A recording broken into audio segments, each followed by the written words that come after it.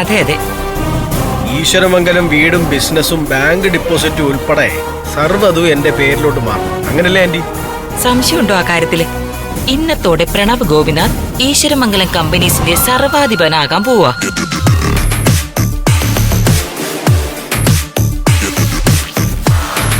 എന്റെയും CKCയുടെ വാക്ക് കേട്ട് ഈ വിഡ്ഢികളായ രണ്ടെണ്ണം ഒരുപാടങ്ങ് സന്തോഷിക്കുക.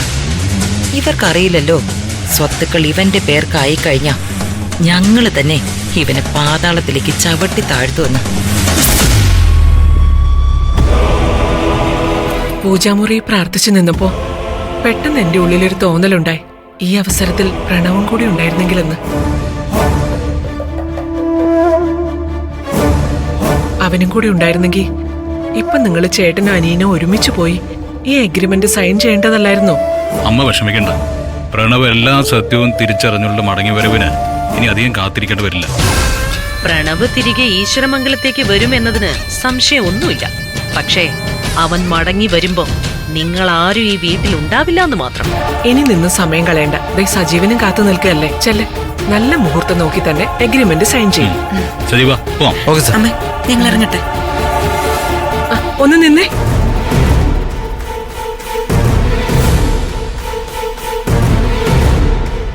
എന്തു പറ്റി അമ്മേ? എന്താ അമ്മേ? വേറൊന്നുമില്ല, നിങ്ങൾ ഇറങ്ങാൻ തുടങ്ങുമ്പോ തന്നെ ഇവിടെ ഒരു അപശകുനം ഉണ്ടായി.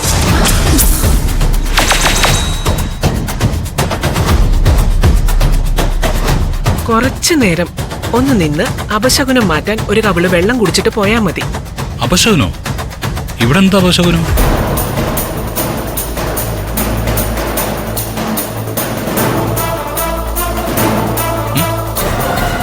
ഓ, അപശകുനം ഇപ്പൊ മനസ്സിലായി. എന്നെ കണ്ടാൽ ഏട്ടത്തിക്ക് അപശകുനമാണെന്ന് തോന്നുന്നുണ്ടോ? സംശയമുണ്ടോ ആ കാര്യത്തില്?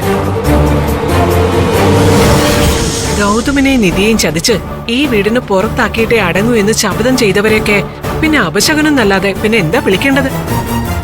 എന്നെ അപശകുനം എന്ന് വിളിക്കുന്നവര് ദാ ഈ നിധിയെ പിന്നെ എന്ത് വിളിക്കും?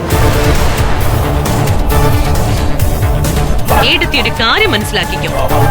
നിങ്ങൾ എല്ലാവരും ഒരിക്കൽ ഞാൻ പറയുന്നത് പോലെ തെരുവിലാകും.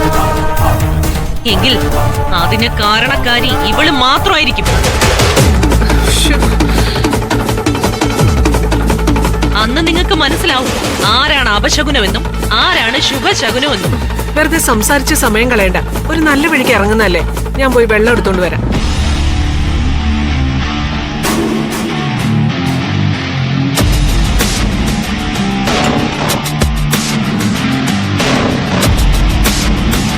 ഇത് പിടിക്ക്.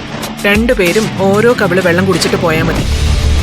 ഏത് അപശകുനം മുന്നിൽ വന്ന് പെട്ടാലും ഒരു കവിള് വെള്ളം കുടിച്ചാ മതി, അത് മാറിക്കോളും. നിങ്ങൾ ഇറങ്ങട്ടെ. ഇനി ധൈര്യമായിട്ട് പോയിക്കോ, ഒരു അപശകുനവും ഏൽക്കില്ല. അമ്മ കൂടെ വരുന്നുണ്ടോ? ഞങ്ങൾ അമ്പലത്തിൽ ഇറക്കി തരാം. വേണ്ട, നിങ്ങൾ പോയിക്കോ, സമയം കളയണ്ട. ഞാനൊരു ഓട്ടോ എടുത്ത് പോയിക്കോളാം. ശരി അമ്മ, ഞങ്ങൾ ഇറങ്ങാം.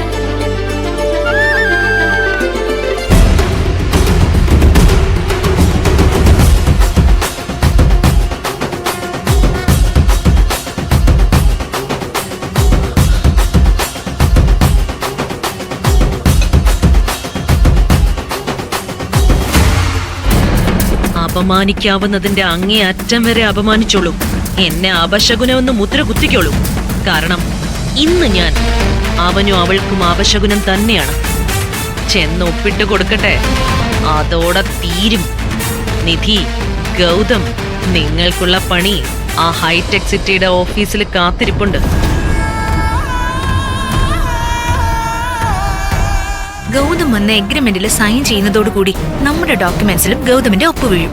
അതോടെ നമ്മുടെ ജീവിതം മാറി മറിയുകയും ചെയ്യും, അല്ലെ പ്രണവേ? ഗൗതം ഡോക്യുമെന്റ്സിൽ ഒപ്പുവെച്ച് അത് സബ് രജിസ്ട്രാർ ഓഫീസിൽ വെച്ച് രജിസ്റ്റർ ചെയ്യുന്നതോടെ ഈശ്വരമംഗലത്തെ സർവ്വസ്വത്തും പ്രണവിന്റെ പേരിലാവും. ആ ഡോക്യുമെന്റ്സ് ഒന്ന് രജിസ്റ്റർ ആയിക്കോട്ടെ. പിന്നെ ഞാൻ ആദ്യം ചെയ്യുന്നത് ഗൗതമിനെ നിധിയെയും ഈശ്വരമംഗലത്ത് നിന്ന് പുറത്താക്കുക എന്നുള്ളതായിരിക്കും.